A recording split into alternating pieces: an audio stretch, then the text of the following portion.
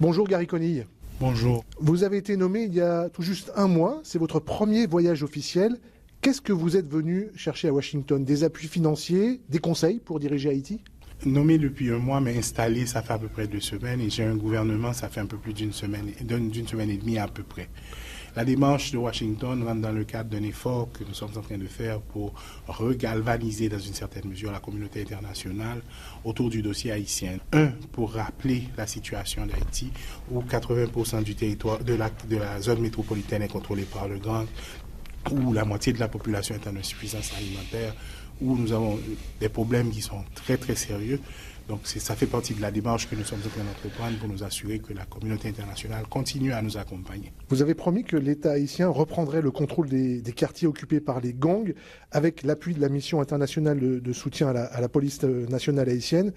Il y a un premier contingent de policiers kényans qui est arrivé la semaine dernière à Port-au-Prince. Combien sont-ils à ce jour sur le sol haïtien ?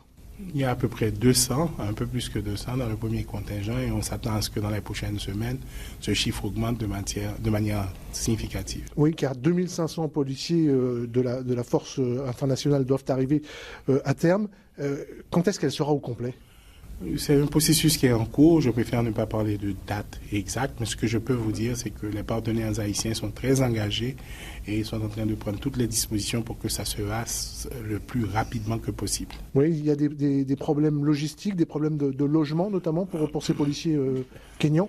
Ce genre d'opération en général, il y a toujours énormément de choses que nous devons résoudre, mais ce que moi j'ai vu et ce qu'on a compris dans les conversations que nous avons avec nos partenaires, c'est qu'ils comprennent bien l'urgence et ils sont très engagés à pouvoir offrir le support et l'appui qu'il faut pour que ça se concrétise. Pour l'heure, ces policiers kényans notamment font quelques patrouilles, mais il n'y a pas d'opération d'envergure. Quand est-ce que cette force va commencer réellement à remplir ses missions ?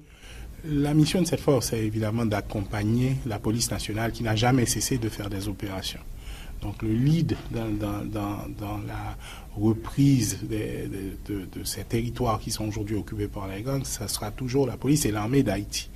Donc c'est nous qui allons décider à quel moment, dans quel contexte et comment cet accompagnement sera nécessaire ou à une valeur ajoutée. Évidemment, nous allons discuter avec eux pour voir comment est-ce qu'ils vont pouvoir nous aider. 2500 hommes pour appuyer une police qui est en sous-effectif. En face, on estime qu'il y a plusieurs milliers de membres des gangs. Est-ce que c'est suffisamment dimensionné ? Je pense qu'il y a 3 considérations.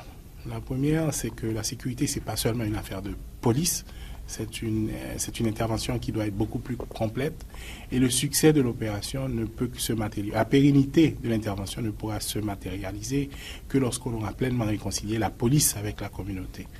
Donc nous, quand on envisage les efforts que nous sommes en train d'entreprendre, on a cette vision-là. Il nous faut vraiment renforcer la capacité de notre police et ce que ces contingents nous permettent de faire, c'est de nous appuyer en même temps que nous sommes en train de renforcer nos effectifs. On vient de graduer 455 policiers des forces spécialisées. On va continuer à le faire de manière systématique.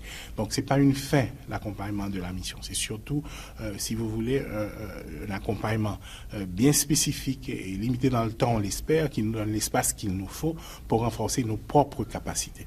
Est-ce que cette lenteur relative du déploiement de la mission internationale de soutien, est-ce que cette lenteur permet aux gangs de s'adapter, de voir comment s'adapter à la force qui va leur être opposée, tout simplement?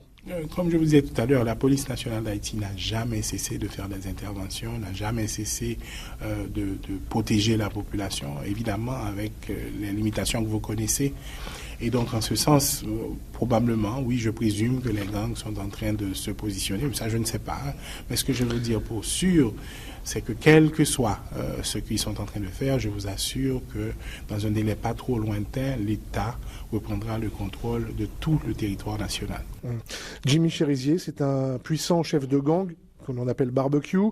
Il a fait savoir qu'il était prêt au dialogue la semaine dernière. Est-ce que vos équipes ont des contacts avec lui ?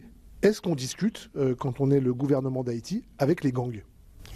Comme j'ai répondu à cette question il y a déjà quelques semaines, il faut d'abord déposer les armes et reconnaître l'autorité de l'État avant tout dialogue. C'est ça la première démarche. Vous déposez les armes, vous reconnaissez l'autorité de l'État et ensuite on verra.